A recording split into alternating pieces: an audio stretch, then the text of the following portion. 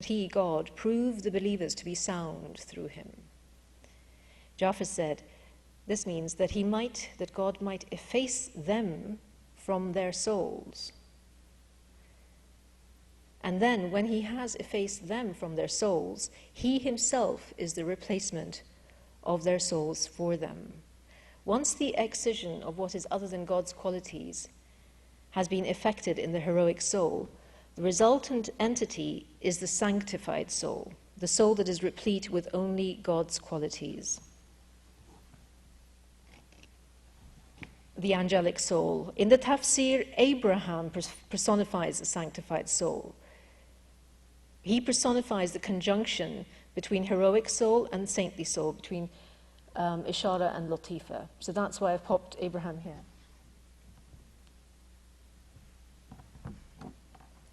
However, Abraham, let me give you the comment where we have this. It's in the phrase, or on the phrase, wa Ibrahim alladhi wafa, and Abraham who rendered fully. Jafar said, the quintessence of sincerity is faithful fulfillment in every state and in every deed. Faithful fulfillment of the ahd. Abraham, however, by virtue of being Abraham, is the prophet who is perfect saint, which is to say that he also represents the interface between friendship or sainthood, which is walaya, and prophethood, nubuwah, i.e. between latifa and haqiqa. In the commentary, the sanctified soul of the saint is seen to be a continuity of the inner prophet. So Abraham's here, heroic soul that has overcome the lower soul and is practically angelic. He's certainly wali. And then here, he's here again because he, by virtue of being a prophet, he belongs to this realm, which is the realm of the anbiya, because in that first comment we're told that the Lataif, the haqa'iq pertain to the anbiya. The Lataif pertain to the awliya, and the haqa'iq pertain to the anbiya, and Abraham in the commentary is both. The commentary also makes a clear link between prophethood, nubuwah, and the angelic level. So, between here, the equation here. The perfect prophet who is angel is exemplified by Joseph and Moses in the tafsir. Concerning Joseph, once the women of the city see Joseph in person, they are awed. And this awe opens their inner vision. It's haiba, opens their inner vision. And piercing beyond his physical beauty, they perceive his inner station and exclaim, "This is no human. Ma hadha bashar." So basically the commentary is saying, in that moment, they have totally overcome the dense realm. Ma hadha bashar, in huwa illa malakun kareem. This is naught but a noble angel. And Moses, at the burning bush, once he has received the divine speech, in fact, at the very moment of the passage of the divine speech through him, becomes angelic. Jafar said, Moses saw a fire, an indication of the divine lights, for he saw light in the form of fire. When he drew near to it, the lights of holiness pervaded him, and the robes of intimacy encompassed him. Then he was addressed with the subtlest oration, khitab, and the most beautiful response was called for from him, and through that he became a noble angel brought close to God. So, in the Josephic and Mosaic verses, we are in the portal where haqiqa connects with prophethood, or rather prophethood and angelicity. We're there at that level. The noblest response is no response. It's to be nothing. It's to allow the divine to continue. That's the noblest response. Nothing.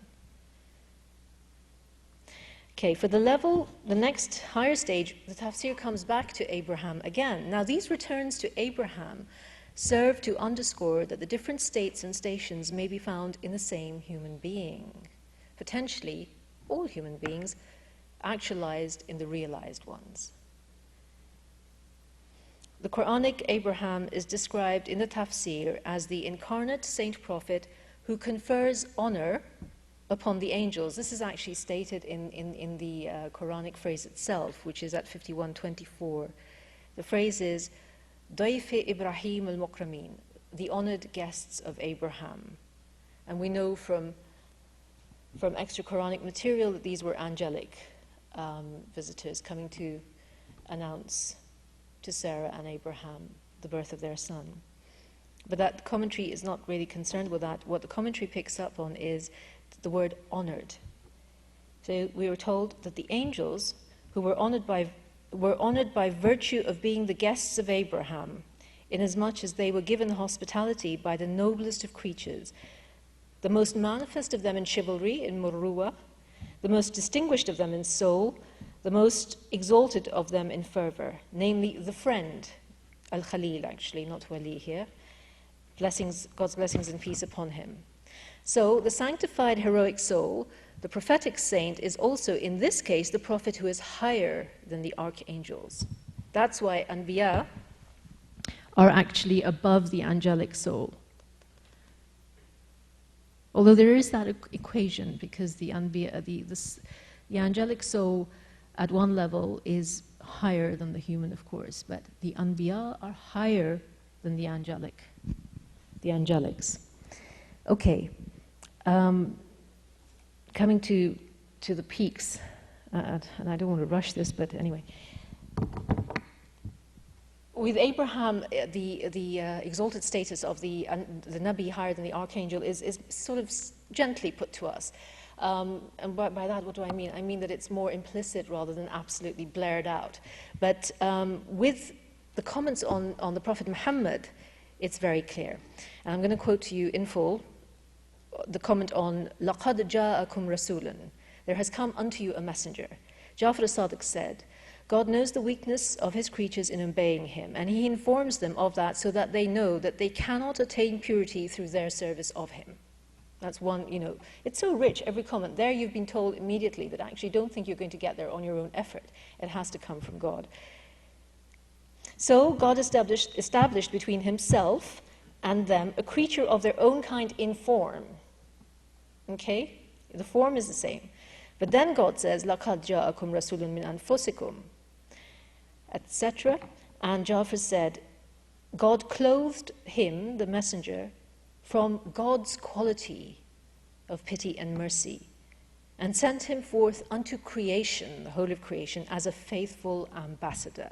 Safirullah al-Sadiq. That's absolutely explicit. The prophet is the ambassador of God, the ontological ambassador of God, because he is ambassador by virtue of being clothed with the divine qualities, and he is the ambassador to the whole of creation. That includes all the heavens and all the angelic realms. And God made obedience to the messenger, obedience to him, conformity to him, conformity to him. For he says, whosoever obeys the messenger, verily he has obeyed God. So, I'm just wondering, do I have time to go on a little bit more? Just to the very peak, because we're reaching the kun. Okay, so we move from being to beyond through the connection between the level of the deepest reality, the haqiqah. The anbiya are at the level of the haqa'iq. The haqa'iq is the deepest reality. We're at the level of the spirit. And then through here, we're taken in some of the most elliptical and exquisite comments in the commentary. We're taken through this portal, through the individuated spirit, into the essence, the one essence, within all essences of us, of creation. So the haqiqat al-haqa'iq. So we're now moving through here into what is called the kunh, the quintessence, the most hidden aspect. That is the point of God alone. Now, the term for differentiation, which you have here, is something that I have put, the equivalent in the tafsir would be actually contamination. It's contamination, it's when you fall. There's a contamination, and Ja'far al-Sadiq says, nothing that is contaminated by beings, akwan, is pure. So just being is already a contamination. But the word for individuation or individuated spirits in the commentary is ahad. I've never encountered it anywhere else. Ahad is, the single ones, individuals. So these are your individual spirits that are the archetypes of everything within creation. And this is where yesterday I talked about the great spirit embracing the little spirit. So the great spirit would actually be the wajh, the divine presence, the face of God that looks out from the kun onto the whole of existence. That also has a presence in this realm. And so you still have duality, you still have multiplicity, but what you have here is oneness of substance, spirit. So what the individuated spirits are, which are called uqul in Fatimid cosmology, emanations in Mullah Sadra? Yeah? Yeah,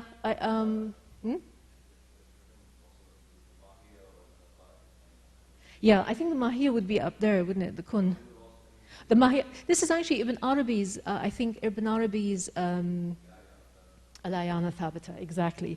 So, and let me give you the comments. He actually talked, well, I'll paraphrase them. He talks about seeing the soul rigid and motionless when the spirit goes forth, while the spirit betakes itself deep into Firdaus to its place underneath the divine throne. The divine throne here is the kun. Its place means there are places for other spirits. Ruh going down to the arsh, you're talking about multiplicity.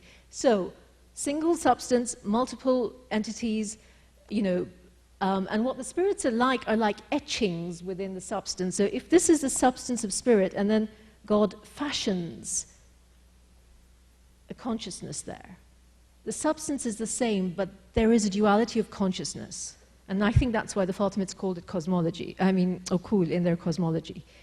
So I'm just about to wind up. I was hoping I wouldn't have to say that, but anyway. Okay, then the moment of going beyond. So up here in the Alim al-Arwah, on the Quranic phrase, وَسَقَاهُمْ رَبُّهُمْ شَرَابًا طَهُورًا, and their Lord gives them a purifying drink to drink. In there.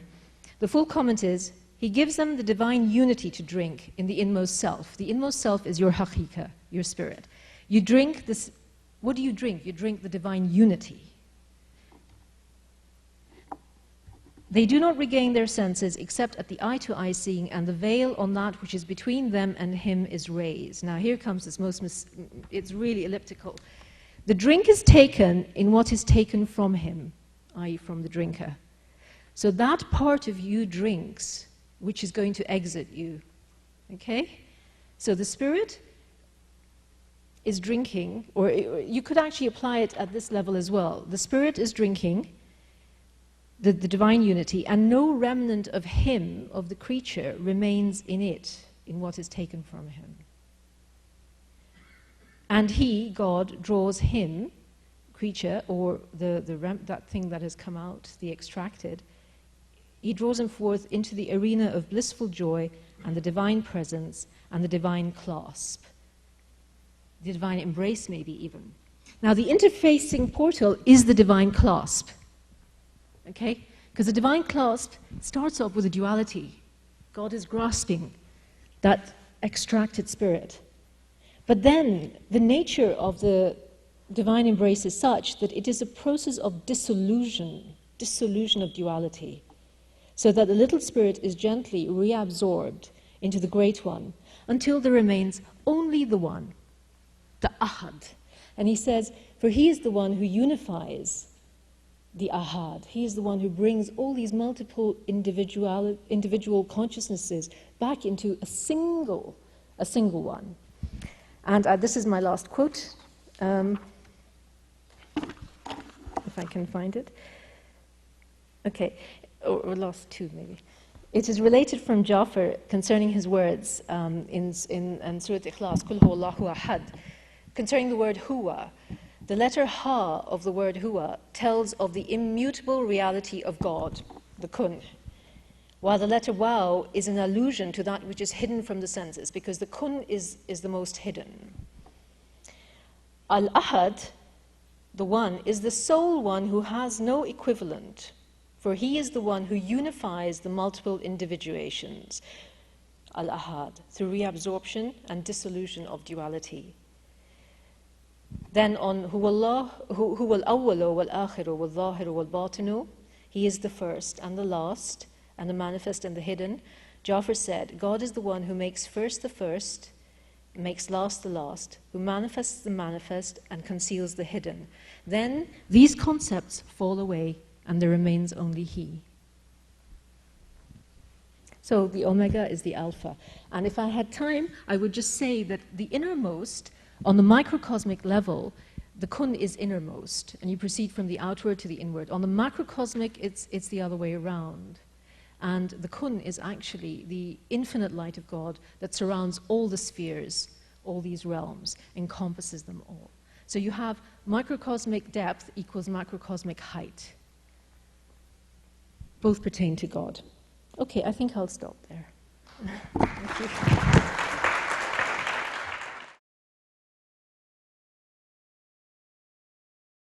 It's about how you find the interpretation of the throne verse and the Kursi in these fragments that you look at. Doesn't exist? No. No. He Okay. doesn't address it here. And a question about the translation of the four levels. The second one you mentioned is ascribed to Ali and others, Zahir, Batin, Had, and Matla. The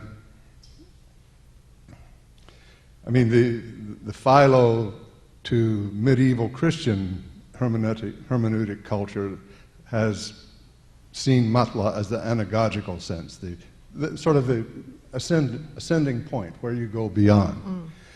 But it's always occurred to me that, or I've always thought that in the Islamic context, where what you do is so important, not what you think alone, that I just want to try it out. Matla is the place where your transformation becomes known.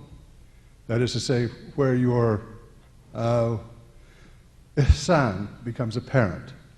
You see, through Zahir, Batin, Had, which can be seen in a kind of a legal sense. Mm-hmm.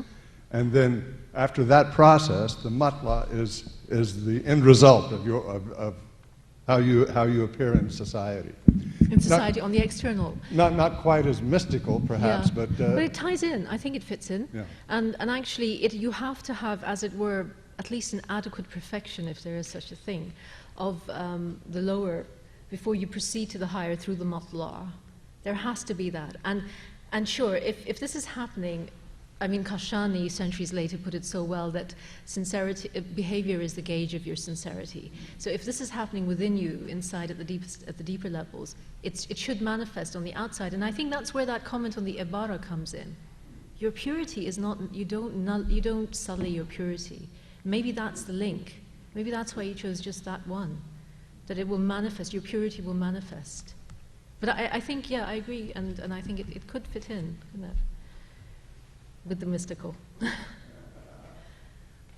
Hello, thank you for the presentation.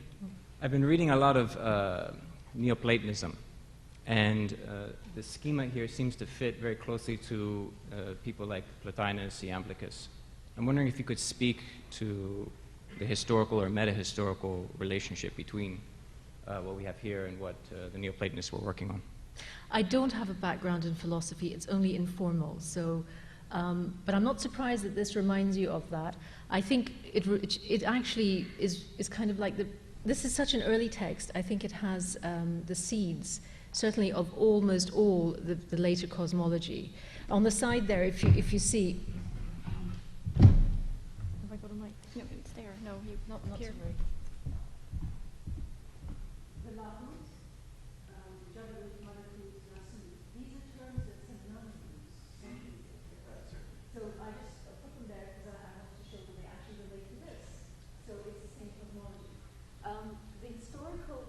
Between kind of Greek philosophy and this early period, I don't know.